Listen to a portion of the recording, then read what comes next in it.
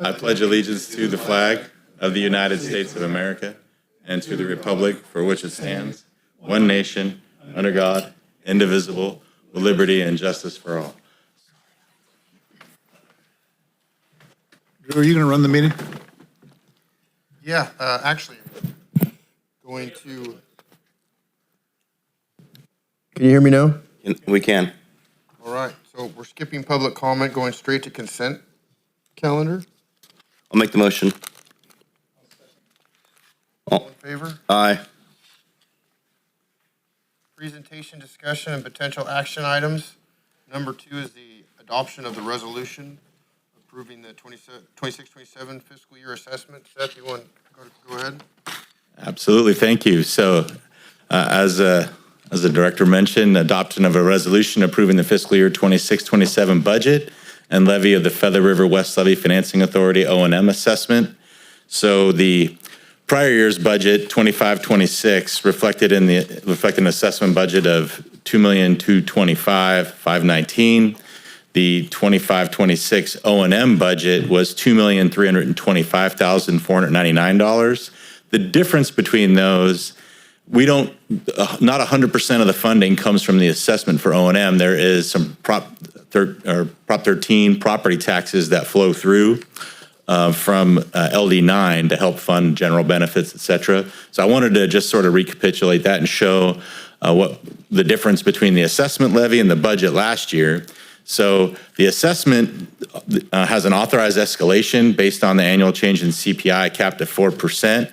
It's based on the last year's 24 to 25 CPI index. That increased 2.18%. So with the assessment escalation at 2.18% for 26-27, the assessment levy would then be $2,281,628. So that'd be the 2.18% increase in the assessment. And that we basically then take all the items in the budget and escalate them. It's not exactly at 2.18% because there's certain costs that don't escalate, but that is equivalent to a 2025-26 O&M budget of $2,381,608. So we basically figure out how much in assessment revenue we can escalate and then figure out what that means in terms of a budget, and that becomes our proposed budget for the year. So that's what you'll see reflected in the staff report and in Table 1 attached to the staff report, that budget escalation and how we calculate that. What that translates to in terms of apportionments to LD1 and then including the old MA3 levy and LD9 is shown on this table. So LD1's apportionment of the assessment levy, net of that $99,980 that is funded by LD9's portion of their Prop 13 taxes, is shown here. So about $1,792,000 apportioned to LD1 to cover the maintenance of the original LD1 and MA3 levies, and then $390,807 to fund the LD9 apportionment of their assessments, and they would then utilize their $99,980 estimated Prop 13 taxes, which should go up as well. This is just, we fix that number. So essentially we utilized about $100,000 of their assessment when we developed the original budget. They get to keep the escalation on that, but that's how we determine what the net levy would be in the apportionment to LD9. So this shows how we would split out that $2,281,628 of the assessment. So that's what I wanted to go through in terms of the assessment. So the recommendation again is to approve the resolution that's presented that would adopt the budget and the associated assessment levy. Happy to answer any questions. Seth, you explained well the cap of 4% and the COLA and all that, but can we have a discussion as to the wisdom of always assessing the increase as much as we possibly can? Or, I mean, it's not like we're in poor financial situation, but we have things to look forward to in the future. I'd appreciate a conversation. Michael, I know if you want to participate in this as well, Well, maybe I would, Drew and I have discussed that. I think, maybe, Drew, do you have a comment on whether or not escalating at the max makes sense, or any perspective on that? Well, the engineer's report references the CPI index, right, from year to year? Correct. It's a maximum amount of the increase. And So this last year, you CPI actually is the did, minimum. no, there's no, I mean, 4% was the maximum. it's a maximum of 4%. we can't go CPI over up to 4%. 4%, and you can't escalate more than like CPI. If CPI is over 4%, then you can't escalate more than Okay. 4%. I didn't understand. But in any given year, you can certainly levy less than the maximum amount of CPI. So if the board felt like we don't need as much revenue from this assessment, then they could certainly opt to levy at a lower amount. I misunderstood that. I thought it was at our discretion if we wanted to raise it to 4%, but if No, no, cost no, of no. living exceeds 4%, it's capped at 4. Correct. Sorry, I was reacting to what the question, if that's not what you were asking. I didn't understand your number, but I do now. Yeah, so it's CPI up to 4%, but yeah, the board does have discretion to levy at a lesser amount, but the recommendation is to levy at the 2.18%, and that's what's reflected in the resolution and the budget. Drew, do you have any thoughts on that? I mean, it's one thing to have the ability to do it, whether we have the need to do it, I guess is another question. Yeah, and based on the fact that we're capped at 4%, I mean, I don't have a crystal ball, but yeah, in the future, that could be something that we're not allowed to go to the full amount that the CPI index went up. This last one, this was from what, July 1st, 2024? So we're actually almost a year behind. Yeah, you're Not utilizing. reflective of where we're at in today's. Correct. I mean, the way the engineer's report was written, it's reflective of an annual CPI index, so the average CPI across the year. So it's not reflective of what the most recent CPI in the current year. So we're not looking at a given month in this year that's already passed, that's a published CPI relative to its prior year. It's the entire year CPI. We won't know what the total year for 2026 is until the year's passed sometime in probably January or February of 27. So we're just looking back to the annual change from 24 to 25 and utilizing that as a proxy for escalation. Michael, would you like to make a comment? Yeah, I was just going to raise the same issue that currently CPI is over 4%. So I wouldn't recommend that this board approve less than the 2.1% that is, being recommended by the staff.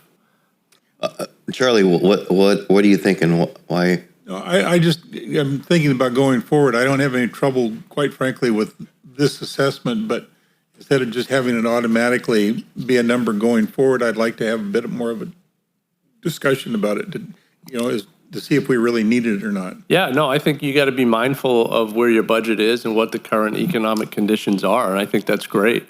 And I think Drew pointed it out very well that right now, CPI is over 4, and you don't know where it's going to go, and you're doing maintenance at current economic conditions, right? And they're recommending the 2.18. I think that's fiscally sound, for right now.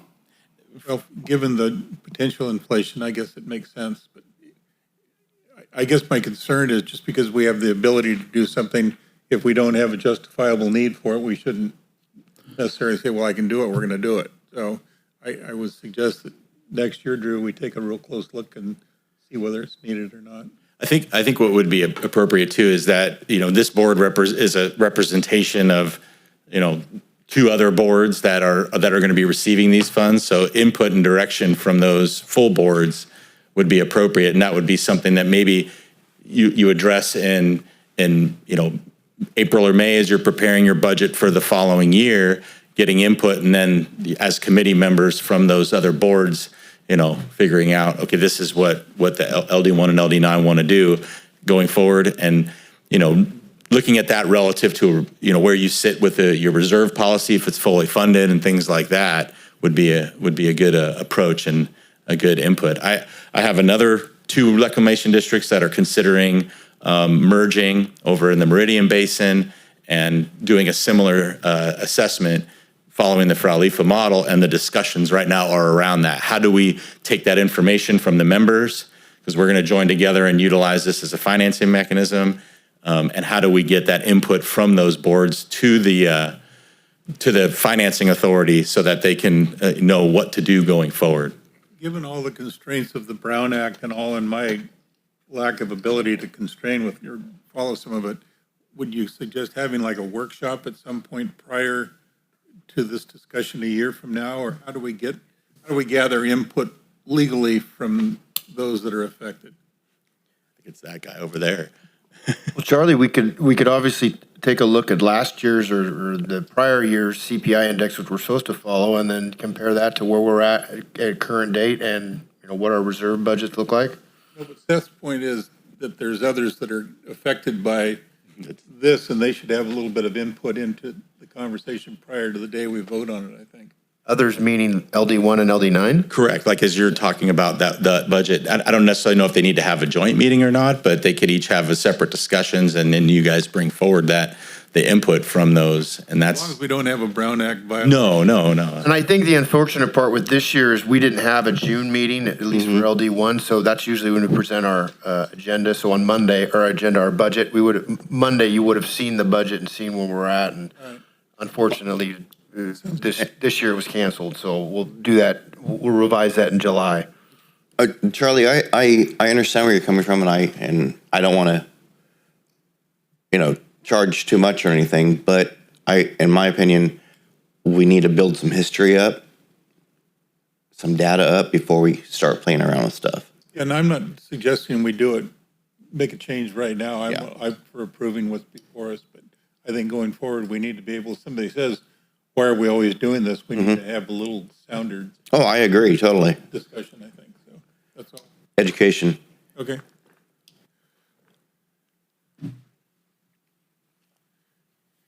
You need a motion, Drew? You need a motion for number 2 on the resolution, or did we? Yes, you need an act. I'll make the motion. Second it? All in favor? Aye. Aye. Was I supposed to say that? Yes. All right. Probably not, but we'll dock your pay. Yeah, unfortunately, number 3, our draft 24-25 audit was received yesterday, so it's still not in finalized form, so we're gonna have to bring it back to this board, I guess in August now, is that right? Because there won't be a July. Yeah, if there's no Sutter Butte board meeting, it doesn't make a lot of sense, I would think, to have a Frau-Lefa meeting since, Drew, I am not, from a selfish standpoint, gonna be here on August the 12th. We'll make sure that Gary, That's hopefully. 80 days to the day that I hit the floor, so I'm gonna be gone that day. there you go.